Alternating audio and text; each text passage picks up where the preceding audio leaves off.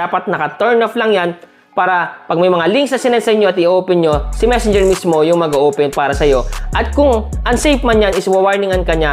So mga kamaritek, ituturo ko sa inyo ngayon yung dapat i-turn on at dapat i-turn off dito sa settings sa Messenger ngayong 2026. Kasi nga karamihan is nalilito. Katulad ko, nalilito rin ako sa mga settings dito sa Messenger. Ano nga ba yung dapat i-turn on or ano nga ba yung dapat i-turn off? So nag-research ako. So ngayon nalaman ko yung mga advantage once na tinurn on mo at tinurn off mo yung settings dito sa Messenger. Panoorin nyo to. Ang una muna natin gagawin is kailangan muna natin i-update yung ating Messenger application in case man na hindi pa updated. So para ma-update, pumunta lang kayo sa Play Store.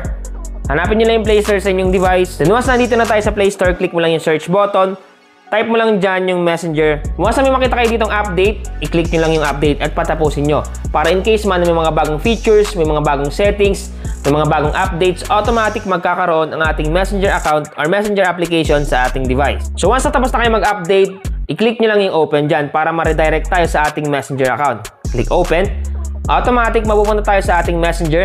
Ngayon, ano nga ba yung sinasabi ko sa inyo yung dapat i-turn on at dapat i-turn off? Ngayon, ang una kong ituturo sa inyo kung ano yung settings na dapat i-turn off muna.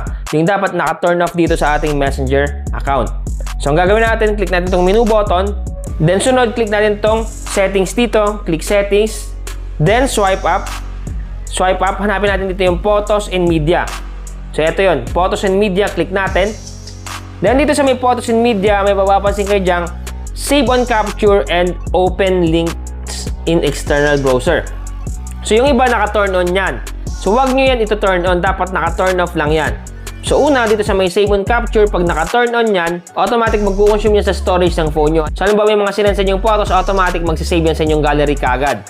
Maganda nga kasi magsisave, pero yung disadvantage naman is makakadagdag sa storage nyo. Halimbawa yung phone nyo is mababa lang yung storage, automatic mafu-full kagad yung storage ng phone nyo. Kasi nga, naka-save on capture siya. So, dapat i-turn off natin yan. Then, dito naman sa may open links in external browser, mas maganda na naka-off lang yan. Kasi nga, mas maganda na pag may nag-send sa inyo ng link, is automatic sa Messenger mismo yung mag-open ng link na yon. At magiging safe ka kasi nga, meron pang ina-activate na safe browsing dito. So, paano nga ba yung gawin? So, i-turn off muna natin itong open links in external browser.